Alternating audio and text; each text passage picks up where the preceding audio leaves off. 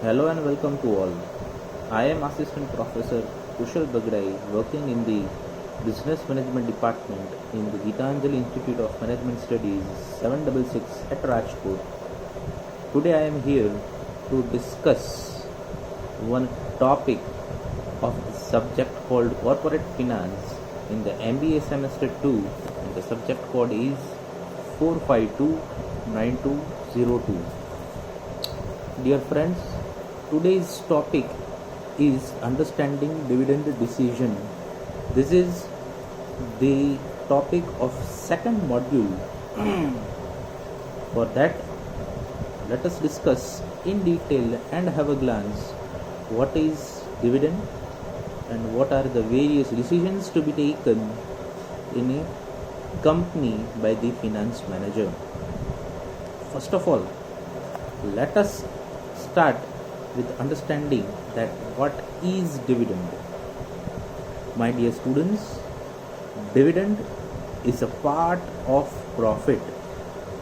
Yes, when a company enjoys the profit, when company earns the profit, out of that profit amount, part of profit is being distributed among their shareholders, because company thinks that this profit is only and only possible because of the interest and the trust of the investors in the company.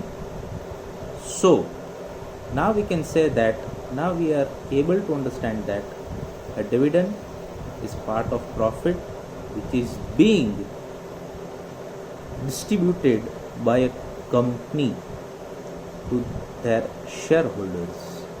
Okay. Second thing, one need to keep in mind that this dividend is play very crucial role from the viewpoint of investors as well as from the viewpoint of company itself. Company has to decide what proportion of profit should be distributed as dividend. Company has to think, company has to work on it, what amount should be given. So before discussing in detail, let us go through our next topic, that is what are the various types of dividend. Basically, it is divided into three broad categories. First one is on the basis of shares, on the basis of types of shares. Second one is on the basis of time of payment. And the third one is on the basis of mode of payment. So now let us discuss in detail our first type, that is on the basis of types of shares. In that we are having two types of dividend. First one is equity dividend and second one is preference dividend. It is very simple, dear students. The dividend which is being given to the equity shareholders is called as equity dividend. Here one thing is to keep in mind that dividend amount or proportion is not fixed. Means after paying all the dues, after complying with all the liabilities, after paying the interest to the debenture holders and the bond holders, after paying dividend to the preference shareholders, if any amount is being left over with the company and the company thinks that this amount is not to be utilized for further expansion or growth or diversification, and company does not want to keep it as a retained earning, then equity shareholders are liable, are entitled to get dividend. This is known as equity dividend. Second one is preference dividend. Unlike equity dividend, here preference shareholders are having a clear view in their mind. Means at the time of issue of preference shares, already a percentage is being disclosed that in certain situation when company earns profit, how much amount of percentage would be given of the total profit. Say for example, many a times we see that 15% preference shares. What it shows? 15% of the face value. If the face value of a share is 10 rupees, then 15% means 1.5 rupees per share. So if any shareholder is holding 100 shares, then 100 into 1.5, it becomes 150 rupees. So in so many cases, when preference shares is being issued, preference shares are having clear-cut idea about what would be the percentage of dividend they would be receiving in the very beginning only. Our next type is on the basis of time of payment. It is broadly categorized into three categories. First one is interim dividend, second one is regular dividend, and the third one is special dividend. Interim dividend is a dividend which is being disclosed, which is being given and announced by the company to their shareholders in between the financial years. It may happen that company enjoys or earns supernormal profit during the year or during any specific quarter, and company has decided, board of directors has passed the resolution to distribute this supernormal profit among their shareholders, then whatever the amount is being paid from the profit portion to the shareholders during the mid-year is known as interim dividend. Next one is regular dividend. Regular dividend, as we all know, is being given to the shareholders at the end of the year once the balance sheet is being prepared and profit figures are known. AGM is called and board of directors passes the resolution to give the dividend to their shareholders. Here one thing is to be kept in mind, that once the dividend is declared, those who are investors are entitled to receive the dividend on the shares. It is not necessary that every trader may receive that dividend. For example, on 31st of March 2018, Reliance Group of Industries financial year is closed, and during the AGM it was decided that company is going to pay 20% dividend to their shareholders. Now 20% is to be given to their shareholders, but to whom? Say for example, I have purchased shares on 1st of January 2018. Am I entitled to receive that dividend amount? There is a question mark. I have purchased the shares of Reliance company on 15th of April 2018. Case 2. Am I entitled to receive the dividend? So there is a big dilemma. So my dear students, let me tell you that while declaring the dividend, company also declares a record date in the books of company, in the register of the company.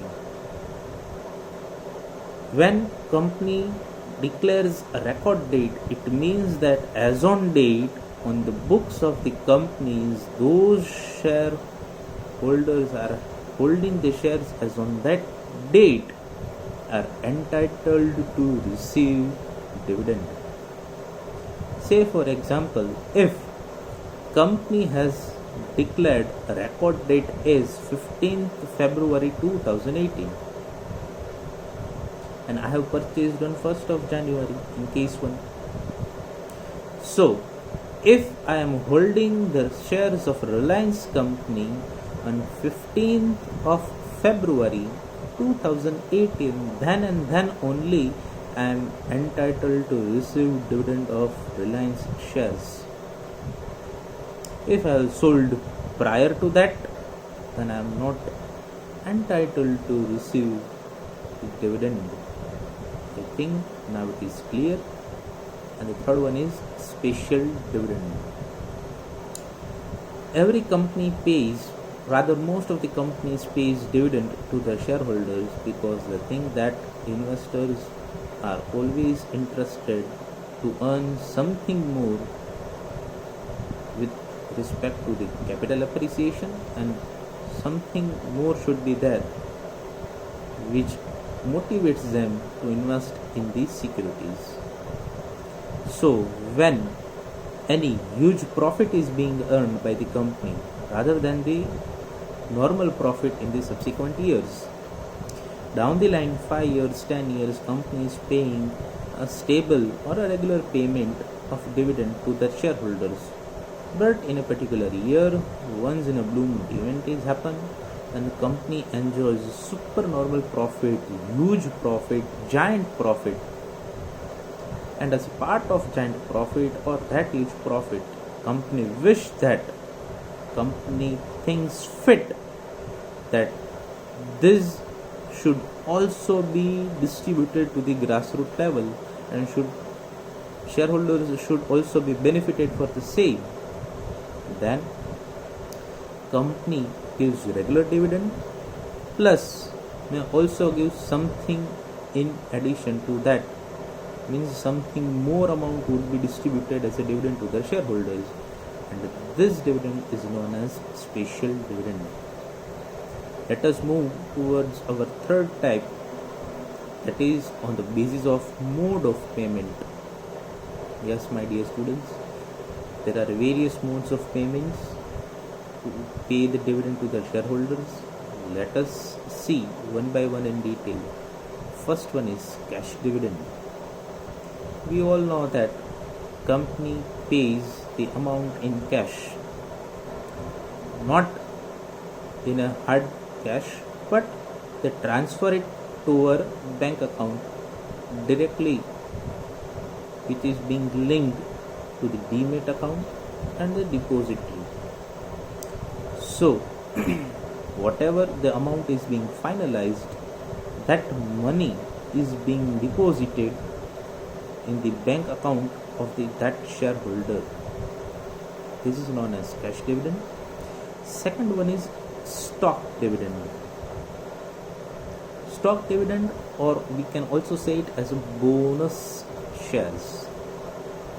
When a company is having less amount of capital with them, they are having liquidity crisis, they are having cash crunch. In a certain scenario, company thinks fit that it is okay to give bonus shares. Let me tell you one thing more here, that the prices of the companies are high, then it is very much useful tool for the company to give bonus shares. By issuing bonus shares to the shareholders as a dividend does not impact on the capital structure of the company. With that, it also does not impact on the shareholding of the company. Means no additional shares are being issued on the stock exchange. It is just the splitting of shares.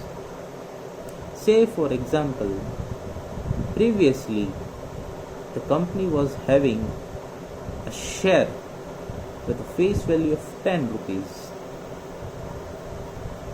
and the market price is 1000 rupees. Here you can see that the market prices are very high, and if company wants to retain that profit for growth, for expansion, for diversification, then in these cases company may issue bonus shares. While issuing bonus shares, now face value will be reduced. So previously the face value was 10 rupees, now it would be 2 rupees, it would be 5 rupees, depending upon the number of bonus shares is being issued to their shareholders. On the pro rata basis, we can come to know, we can calculate what is the new face value of the shares. Means each and every shareholder is receiving extra number of shares, but that shares is being received with the depreciation in the face value. Our next mode of payment for the dividend is scrip dividend. Scrip dividend is like promissory note, where date is fixed, the party who is going to receive, that is fixed, amount to be paid is also fixed, place is also fixed.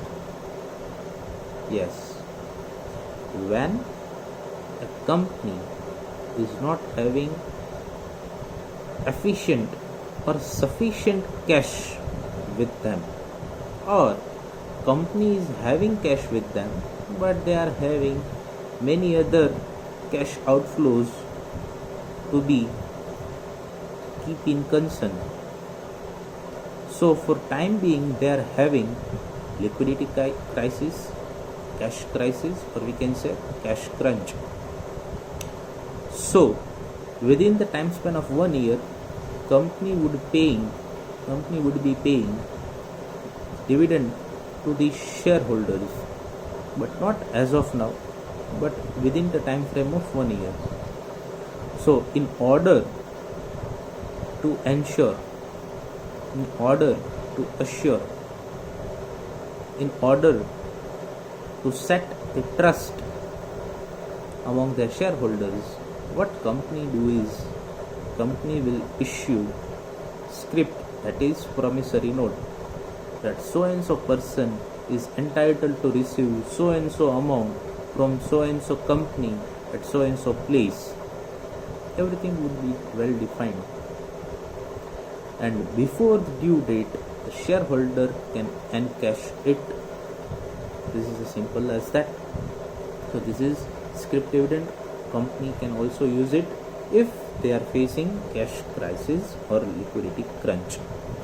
Our next mode of payment is bond dividend. Yes, dear students, if company wish, then company may also issue bonds or debentures, an instrument which carries fixed interest rate or coupon rate.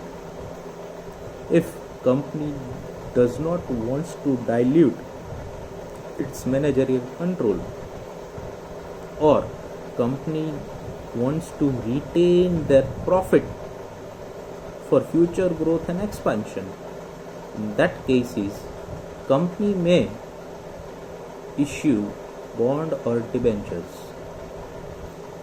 By issuing bonds and debentures to the shareholder as a dividend, it will boost the enthusiasm of the investors. Investors will try to invest more because investors are already having their securities, and with addition to that, now shareholders are also having fixed interest bearing security as a dividend. So it is motivation.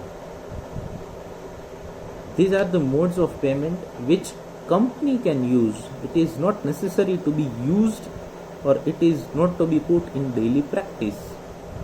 On the counterpart, it is not necessary that every shareholder of every company may receive dividend in cash only. It may be in a form of stock, that is bonus shares, or it may be in a form of scrip dividend, or it may be a bond dividend.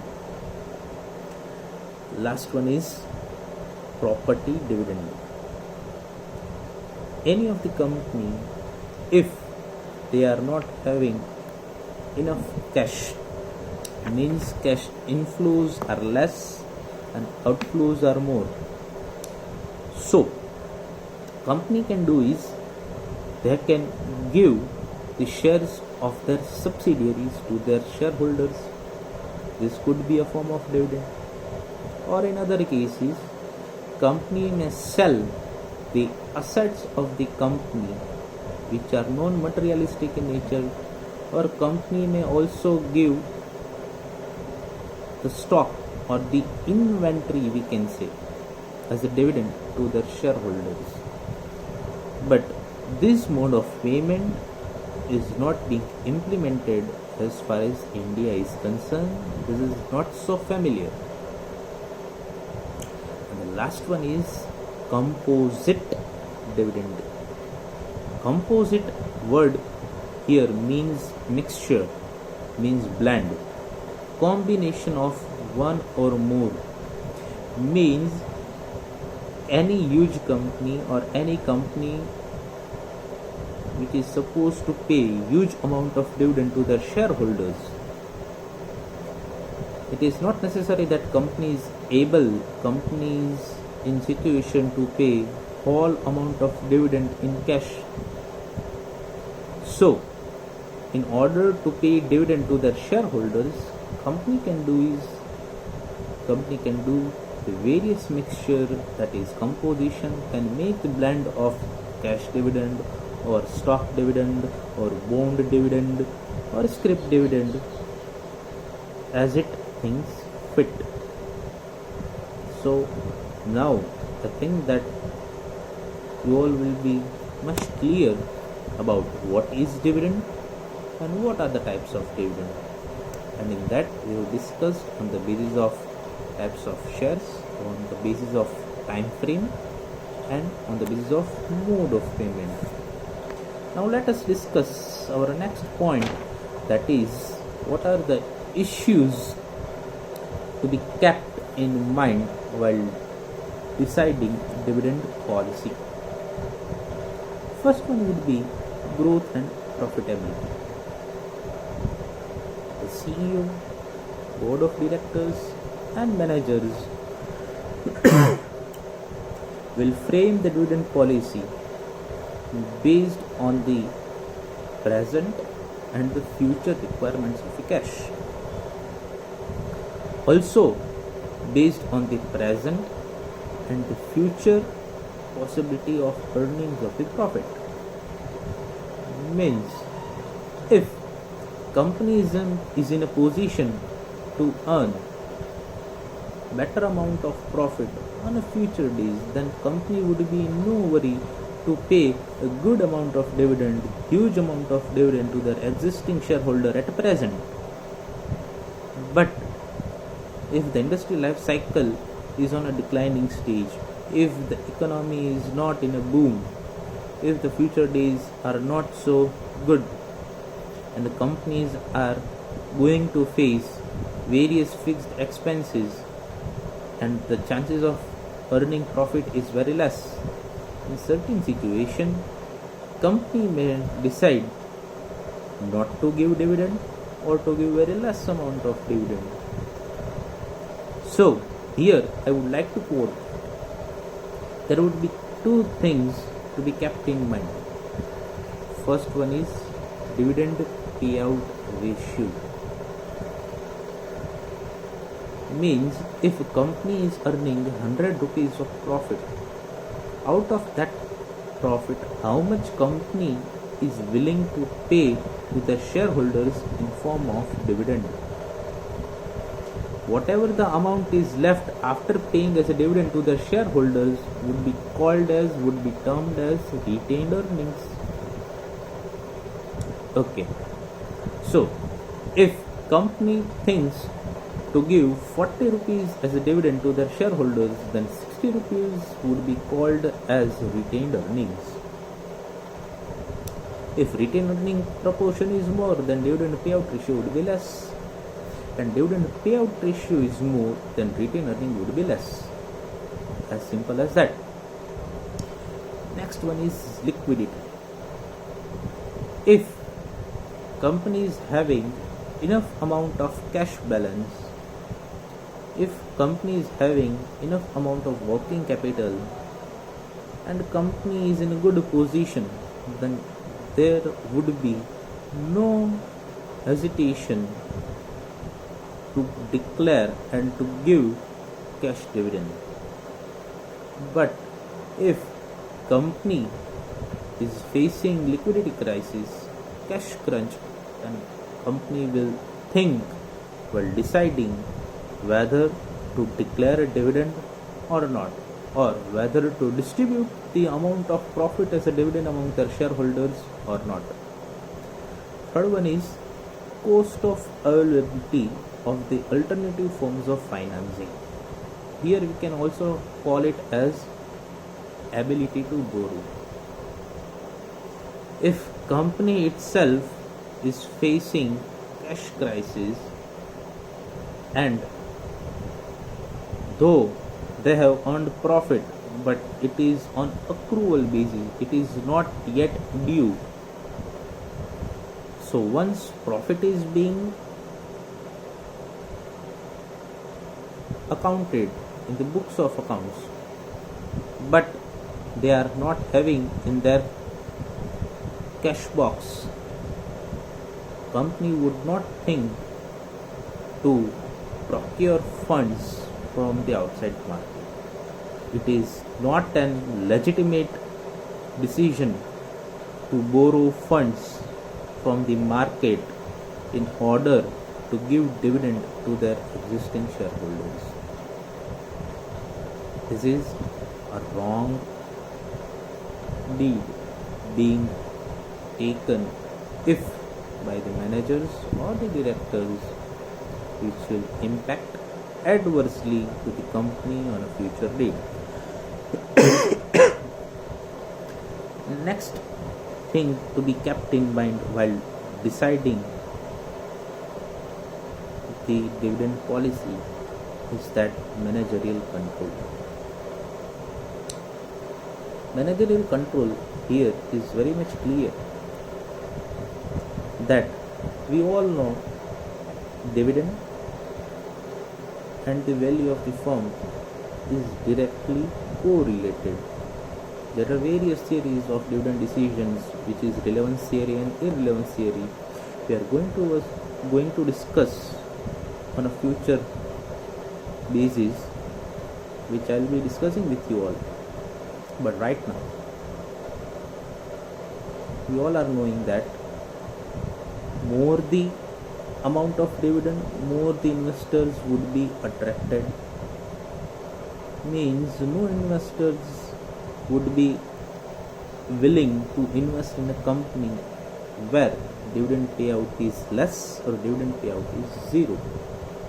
So all the blue chip companies, all the giants who are having wide market cap, huge market share, are following the phenomenon of paying dividend on a regular basis. Once a company has set an image of giving dividends to the shareholders in market, investors would be investing more in such companies. And by increasing the number of investors, this can dilute the managerial control if the equity shareholders are there. So if company does not want to dilute managerial control, then it would prefer to give moderate dividend or very less amount of dividend to their shareholders. Next point to concern is that access to capital market. Every company is not in a situation to access the capital market. Means that they cannot issue new equity shares as and when they are required. It may happen that their authorized capital is less, or they have issued already the authorized capital. So now on future date, when company is in requirement of cash, they are not in a position to receive by receiving money by issuing securities. It is very much difficult for the company to pay dividend to their shareholders in such a situation, in such cases where company is facing difficulty to manage its fund. So as a prudent financial manager, as a prudent directors, they won't be thinking to give dividend at present to their shareholders because they are not in a position to access capital market. If company is having surplus shares which is yet to issue from their authorized share capital, then company can think to give dividend at present to their shareholders. So whatever we decided, we discussed, these all are the issues regarding dividend decision policy. Here one thing more I would like to say, that there are various other reasons also, that is tax structure or the tax burden or the past date. If company has borrowed funds on a past date, then various obligations are to be kept into consideration. Even inflation is to be taken into account by the directors and the managers while deciding the dividend policy. Means in inflation, investors are willing to receive more amount of dividend, and more amount of dividend is only possible when company have more amount of profit, and company can earn more profit by doing more capital expenditure, by increasing their technologies, machineries, increasing their span and scope of the business. It may go to the overseas also. So during the inflation, investors prefer more amount, but it is not possible for each and every company, or for each and every company in each and every time, to give additional bonus or to give regular bonus also at the time of inflation. Our next topic for today's session would be determinants of dividend policy. Yes, what are the various determinants of the dividend policy? Let us discuss and see in detail one by one. Yes, our first is stability of earnings. If company is earning good amount, if company is having a stable amount, if company is having regular cash inflows, if company's product and market is good, there is no future threat, present is also good, then those companies will never hesitate to give dividend as from their part of profit. But those companies whose size is small, whose market scope is small, whose revenues figures are small, again present is not so good and future is in also on question mark. means there would be a more competition. If company is a new startup, then company would not be in a situation to give or to declare dividend to their shareholders.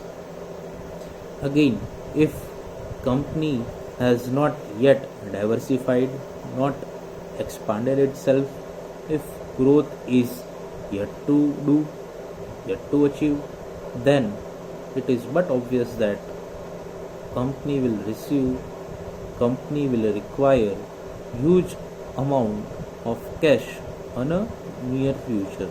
At that time, to borrow from outside market or to issue new shares is not advisable. So in these cases, if the stability of earning is not there, company will not decide, company will not think to issue dividend at present. Next point is financing policy of the company. Yes, financing policy here means that company means that if company is able to procure funds on a cheaper rate from the outside market, then in order to satisfy their shareholders, company will declare a dividend, though they are not in a position to pay out all the expenses, because to declare a dividend, it is a cash outflow, it is an expense for the company, but company is not in a position to pay all that expense. But if company is having various sources available from which they can procure money at cheapest rate, at lowest rate, then they can do. But if company is not in a situation, not in a position to procure funds from the outside market, then this financing is not good, and company will not think to distribute the profit as a dividend. Third one is dividend policy of the competitors. My dear students, you should also keep in mind while constructing our dividend policy that what is the amount or proportion or the percentage of profit is being distributed as a dividend among the shareholders of the competing firm or the competing company. It is but obvious that when companies with similar business, companies in similar industries, when rivalry firms are paying more dividend than our company, then it is but obvious that the existing shareholders of our company would be dissatisfied. They would be motivated to divest their money from our company and to invest in the shares of the competing firm. So one should also keep in mind that what is the dividend payout ratio of the competitor firm. It should never be less. I am not advocating that it should be more, but I am saying it should never be less. Okay. Next point is past dividend rates. There is a greater impact in the mindset of the investors. Investors always remember how much dividend is being distributed in the past financial years. So it is very much crucial to manage present and the future dividends.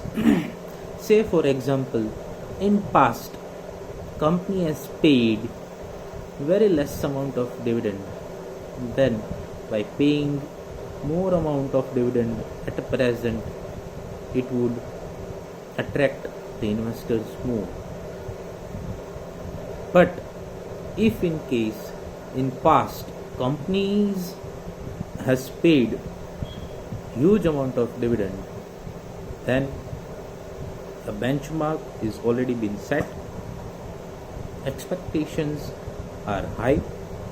At present, though company is not in a position to give the amount of dividend in cash or by issuing bonus shares also, investors would be demotivated, will be dissatisfied, because in past they have received huge amount of dividend from the company itself. So whatever the amount is being distributed by the company to their shareholders will create and set a benchmark in the eyes of, in the mindset of investors. So while declaring the present dividend, it is very much essential to go through, to look back down the line 5 years or 10 years, that what amount or what proportion of dividend is being declared and distributed among their shareholders. If it is not a medium or a tool to attract new investors, it's fine, but it should not be dissatisfactory, that existing shareholders may also lose their interest. So one should also keep in mind what are the past dividend rates. If dividend rates are higher in past than at present, it is very much essential to maintain those rates or standards which companies have set. Next point to keep in mind is debt obligation. If company has borrowed a large amount, if companies are having debt burden on their shoulders, if companies are having liability, long-term liability or short-term liability to be paid in the near future or on a future days, then company cannot think, company cannot decide to pay out dividend at present, because in order to pay the liability, company will require huge amount of cash. At present, company is in good situation that it is earning profit, but it is not clear, but it is not guaranteed, it is not assured that on future days also company will pay, company would be in a position to make profit, and the liability is outstanding. So in order to mitigate the future payments for the liability, company will not think, company will not pursue, company may not think fit to pay the dividend at present also and for future coming year also. It would be for minimum 2 to 3 years only.